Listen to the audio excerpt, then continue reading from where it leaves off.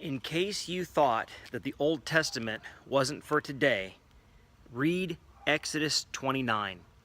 This is all about the offerings that God wanted us to give to Him back in the Old Testament system, but there's application for today.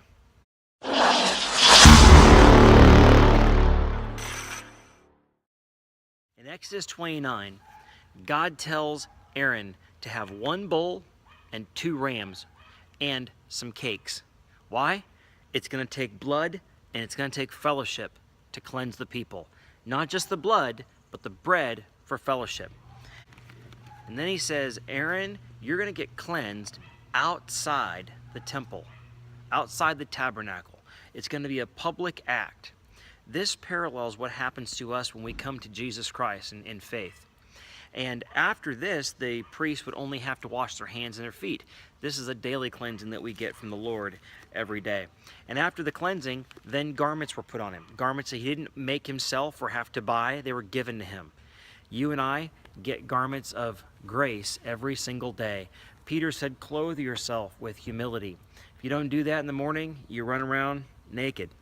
Now there's three offerings. First, in verse 10, the sin offering. This is the bull.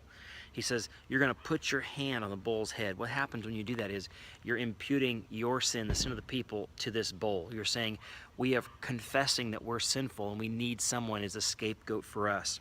Then the fat of that bull, the best part, was put on the altar.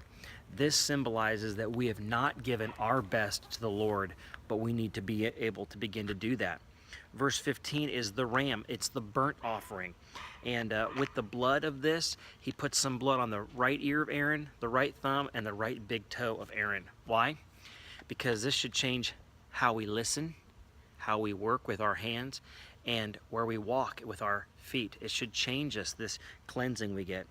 He says in verse 21, sprinkle the oil as well as this blood, because the oil was representative of the Holy Spirit. You see, you need Christ and you need the Holy Spirit in your life. And then there's the wave offering. This was the second ram, and this was to be eaten by the priests. And when they ate this ram, what they were saying is, we personally need something from God. It's representative of our personal walk with Jesus. Food is very personal because, no one can eat food for you. And it's very internal. You can't rub food on your body and it gives you any benefit. You have to eat it. You have to be active in it because you have to choose to eat it. And then last, food is something that you have to know you need and then you choose to do. In the same way with Christ, nobody can pray for you.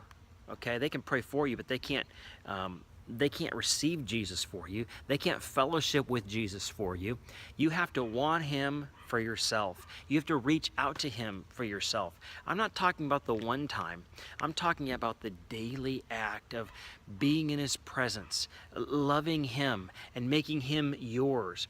This is represented in the wave offering, and it's something that you and I need every single day. Take time today to drink deeply the Spirit of God. Choose to make Him yours today.